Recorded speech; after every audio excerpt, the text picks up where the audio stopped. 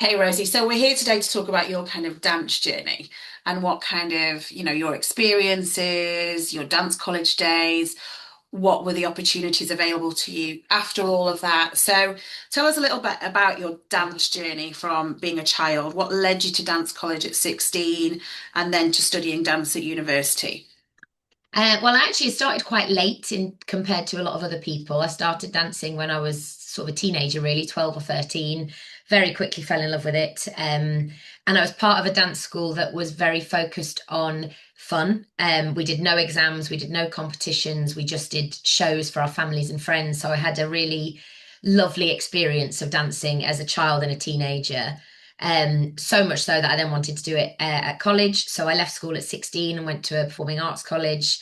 Some of the best 2 years of my life. It was so fun, loved every second of it.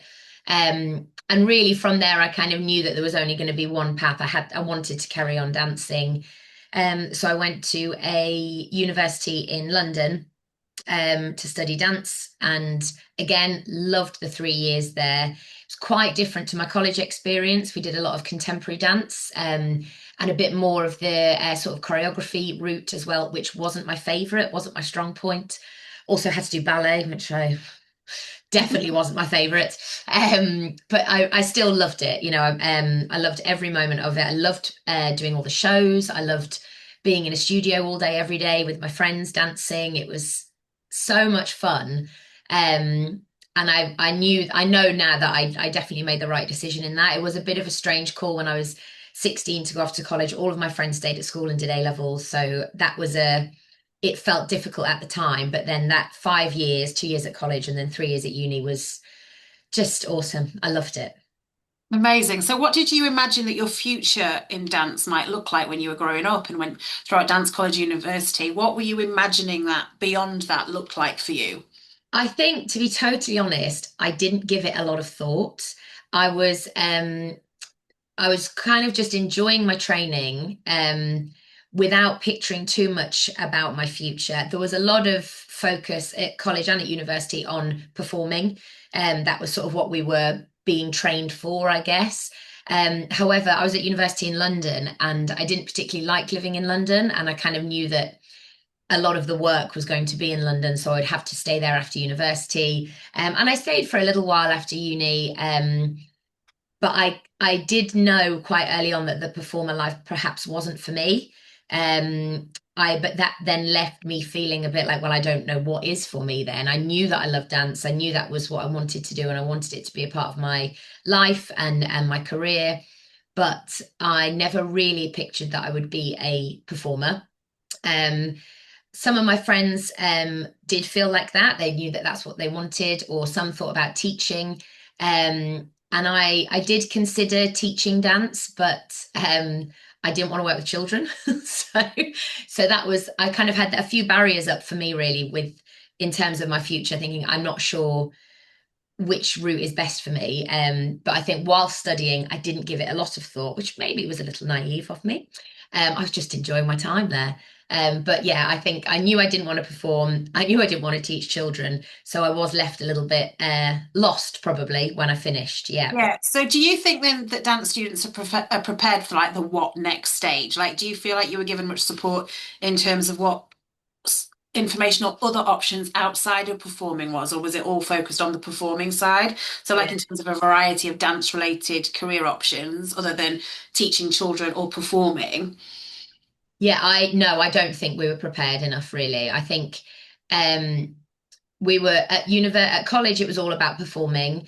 At university, it was either performance or choreography. That they were the sort of two routes that even in our third year, they were the two routes that you split into to be assessed at the end. So Okay. we either went down the performance route or the choreography route. I chose performance because I didn't like choreography. So really, other than that, we were kind of left with yeah, not much support, not much sort of we weren't shown a lot of the other options, I don't think, no. So, I guess maybe you've answered this question already, but I guess was there a point where you felt unsure about where your dance background fitted into your future career then? Yes, definitely. Yeah, not to the point where I wasn't particularly worried about it, but I did feel a bit, yeah, probably a bit lost as to what I would do next. I think leaving university, I knew I didn't want to live in London, so that was a real big deciding factor for me. And also, I was only 21 and had a great big student loan debt at that point. So you do start to, I think, worry a little bit about, okay, well, what's next? So yeah, lost was probably the word I would use for that. And Right. so I didn't have a clear path of what I wanted to do. So after you'd finished, how did you find the transition into working life? What did you end up doing? I ran away to Devon for a couple of years. That's what I did. So I A contrast to yeah, London. absolutely. Yes. Yeah. The country girl in me there won. Yeah. But no, I finished university. Me and my partner, we moved to Devon, ran away to the seaside basically, and we worked there for a couple of years, which I have to say was loads of fun. We were working there on a holiday park and it was brilliant. But very, we knew it was going to be short-lived. We knew it wasn't going to be forever. It was a temporary thing. So nothing to do with your dance training, nothing, just Nothing whatsoever. No, as far away from it as possible. Left London, went to Devon. So yeah, it was really, that's what we now call it our gap year. People go yeah. traveling for their gap year. We went to Devon. I had a brilliant time, but it was always going to be temporary. And during that, I mean, throughout college, university, and that time in Devon, I was heavily into fitness. I loved exercising.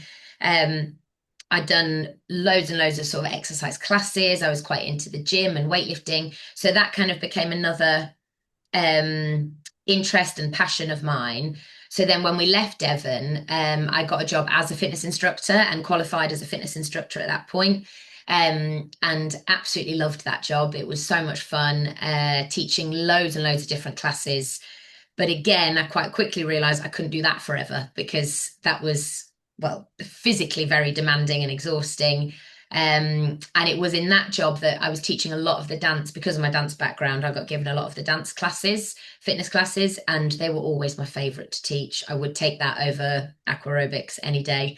I loved teaching the dance classes. So that sort of brought the two worlds together a little bit. That, Together. yeah, and brought Yeah. me back to dance, I think. Yeah, amazing. So how did you first discover about On Broadway Dance Fitness and what made you think that this could actually be for me? I'm guessing it was, well, I know it was during your fitness instructor stage then. Yeah, absolutely. Yeah. So all that time leading up to that moment when I found out about On Broadway, would never have considered running a business or anything like that. That were not part of my. That's nothing that they would teach you at dance college or talk to you about in university about the possibility of running your own dance business. No, nothing. Had Right. no thought about it at all. Never had any experience of it. Wasn't taught anything about it. So no, I had no awareness, I guess, of sort of running a business within dance. So it was So you weren't looking for that opportunity then. You weren't no, looking for that. no, not at all. No, didn't know that it would be something that I could do or that I had the skill set to do, I guess. Yeah. But yeah, so I wasn't looking for it at all. Quite happy in my fitness instructing job, but also thinking about long term and future. What am I going to be doing?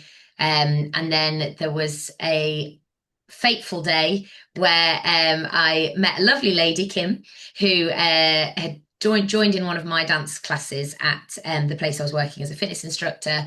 And she said, "Oh, I go to these classes, and it's called On Broadway Dance Fitness, and you should get in touch." She said, I think she said something like, "Oh, you teach quite similarly to my instructor and my dance teacher." So that was my first introduction to On Broadway.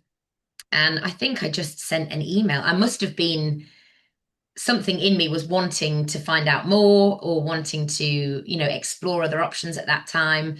So sent an email to say, "I've heard about these classes, dance classes that you do. I'm interested." And then we kind of went from there, really. And it was so new to me, the idea of running a business, working for myself. I didn't at that point didn't know anyone else that did that. No one in my family ran a business. I didn't have any friends that were doing that. So it was really new, really alien. I was young. I was only 25, so it was. I guess that had its pros and cons because on one hand, I didn't have much. holding me back, I guess. I didn't, I had no mortgage, I had no children, I was kind of free to take a bit of a risk. But on the other side of it, I had not a lot of life experience and no experience in running a business. So it was definitely the biggest decision I'd made in my life at that point to take the leap and go for it. Turns out it was the best decision I ever made. So what made you think this could actually be for me? And other than the other worries and doubts that you've said, was there anything else that, before you joined, any other worries and doubts before you took the leap? So I think the worries and doubts were around my skills, whether I had Yeah. what it takes to run a business, the knowledge, experience. That's what I was really kind of mostly concerned about. Was I going to make any money? Was it going to be successful? Um, and then I was quite able to ignore those doubts and concerns because there was a real, it was almost like a physical reaction that I had. It was a real gut instinct that I thought this could be for me because of how much I had loved teaching the fitness classes and the joy I got from it and the joy that I know I gave to other people, my clients in my classes. So I thought I knew I could do that part of it really well. It was all the other stuff that I wasn't so sure about and was concerned about. But I think that first initial meeting we had and sort of hearing about how it could work, it wasn't going to be like, oh, you have to teach 50 classes a week and you have to do all this stuff and you have to be really great at marketing and you have to be really great at accounts. And once I understood that I didn't have to sort of handle that on my own or know all of it straight away, that's what sort of alleviated those concerns for me. Yeah. Amazing. So has becoming a franchisee of On Broadway Dance Fitness helped you reconnect, would you say, with any parts of yourself or your love of dance from growing up from your university days? Definitely, yes. Yeah, probably from before university days, actually. It's probably reignited the joy that dance used to bring to me years ago. At university, we did a lot of contemporary dance, which I did enjoy, but I was always a bit of a musical theatre jazz girl at heart. So yeah, being able to dance just for fun to songs that I love and have always loved, dancing, my favorite styles of dance, without the pressure of it being an audition or a performance or something that I'm being assessed on. It's definitely, yeah, reignited something in me that I had from when I started at 12, 13 years old, I guess. Yeah. Amazing. Amazing. So, what skills from your dance training, whether it be when you were younger, throughout college or university, do you think have helped you most in what you do now? Um, I would say the number one is confidence. My that was dance always gave me that from an early age. And that's something confidence in myself, but also, confidence around other people, being able to use my confidence to make other people feel at ease and feel comfortable. I think that's probably the biggest skill that has helped me, but also my experience through college and university. I met so many different people, um, and I that really helped my people skills, which I think now is one of the biggest pluses that you can have in running a business, especially a business like this one. Is I love being with people, I love meeting new people, and I think that's yeah, my confidence, my people skills, and my I mean, maybe it's not classed as a skill, but my passion for it. I think that you have to have that passion for it, because that transfers onto other people. That's I know that my clients feel that from me, and so I think yeah, my confidence, my people skills, and my passion for dance really have been the biggest factors in helping. Amazing. I think as well, for me, I don't know how you feel about it, but my dance training, I think it's resilience as well. I think it gives you that resilience to, change when things get tough or, because you were so used to like knockbacks or were so used to taking feedback on and critique. And Yeah. I think you grow quite a thick skin, don't you, as a training in dance? Yes, definitely. That is very true. Yes, yeah, a lot of resilience. And I'm thinking back to now times whilst running this business where big changes happened. And I mean, lockdown was one of those. Mm. And Yeah, yeah. yeah, we needed a lot of resilience to get through that and to keep our businesses running. And yeah, you're right. Actually, yeah, that's something that perhaps without my dance training, I wouldn't have as much of now. Yeah. Mm. Yeah, brilliant. So, knowing what you know now, do you think it would be valuable for dance students, college, university, whatever, to learn about building their own dance business with the support of maybe a franchise as a potential career path? And why do you think that? Yes, definitely is the first answer, 100%. I feel that when you're training as a dancer, you're almost conditioned to believe that you are at the mercy of everybody else and you have to prove yourself over and over to anyone in an audition, to a choreographer, to a company. You might, you kind of program to think how lucky you are to get a bit of work in dance. It won't last for very long, it might not pay very much, but you're very lucky to get that one audition a year or whatever it is. Um, and I think so you kind of set out into the world of performing or into the world of dance a bit terrified of it all. So if you were taught that there is another option, in that performing world might not be for you, and actually you could be in control of your own career, your own earnings, your own work schedule, where you live, how often you work. I just assumed I was going to have to stay in London and work three different jobs and audition all hours of the day to be lucky enough to get a job. Whereas I think if we were taught perhaps there are other options, there's a bit more it broadens the horizon a little bit with what you can do if performing's not for you. And the thought of, if I'd have known perhaps then about the how I could run my own business and how I could work for myself, then I perhaps wouldn't have had the same reservations about starting the business. Yeah, and I think from what you said before, you're driven into that choreography route or the performing route.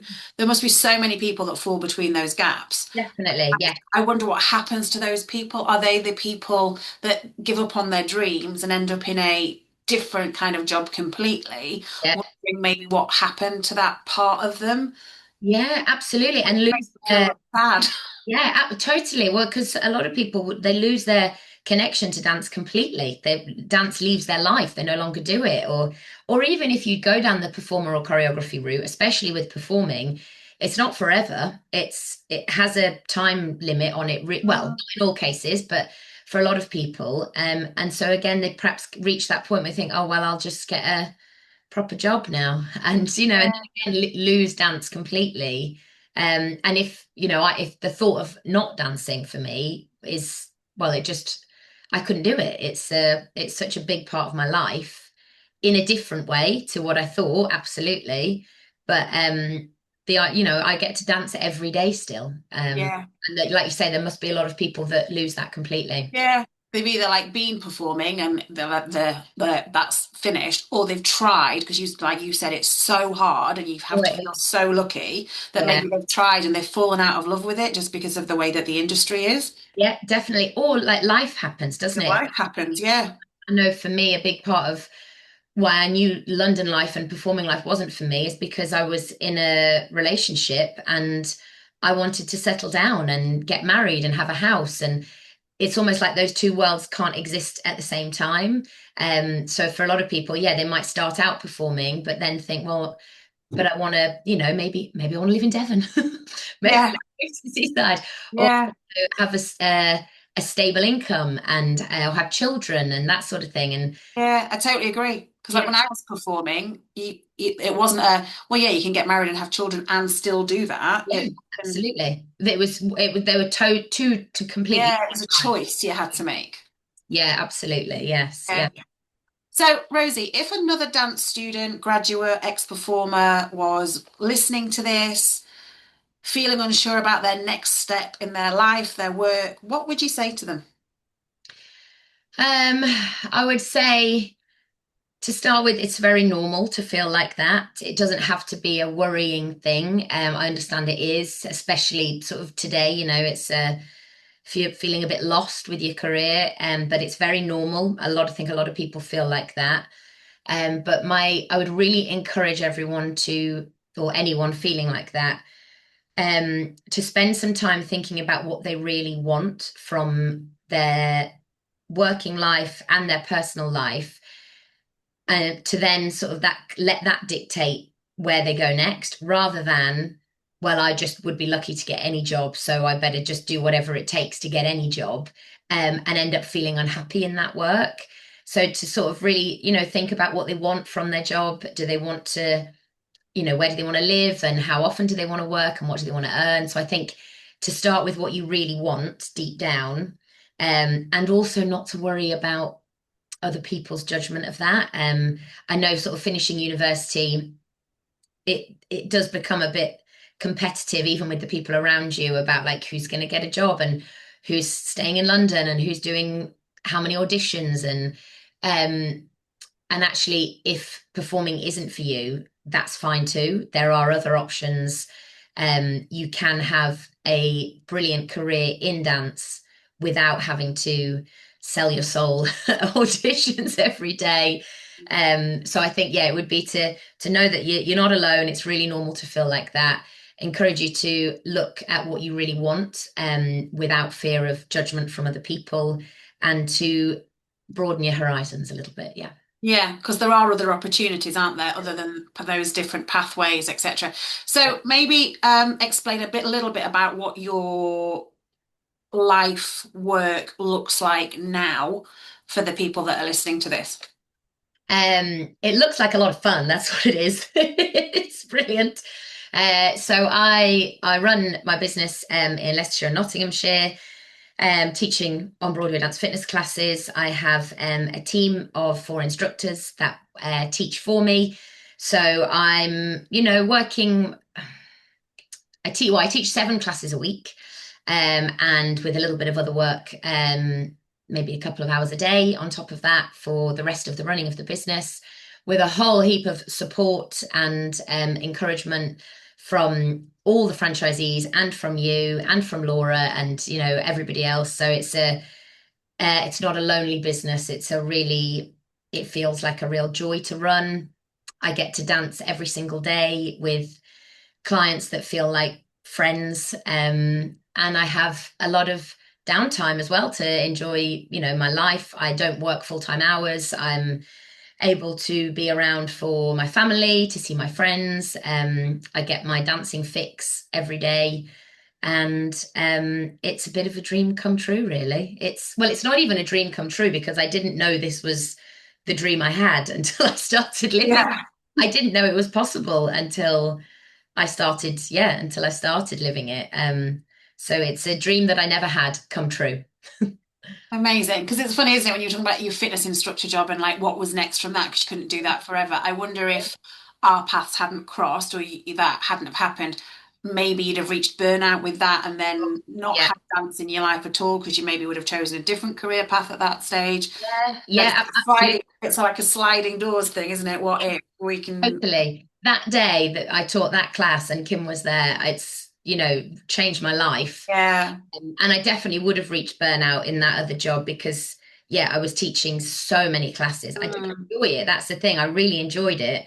And it was fine when I was 23 and 24. But I couldn't have done that forever.